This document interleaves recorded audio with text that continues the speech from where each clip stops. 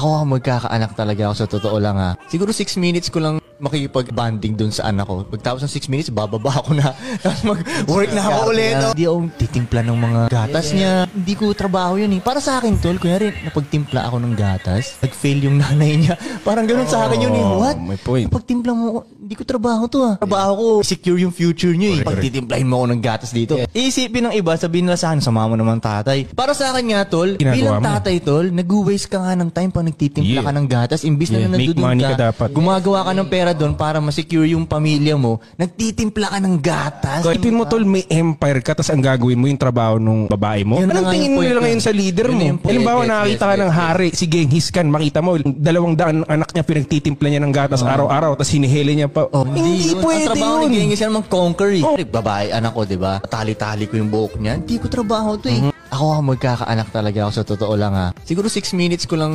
makikipag-bonding dun sa anak ko. Pagtapos ng 6 minutes, bababa ako na.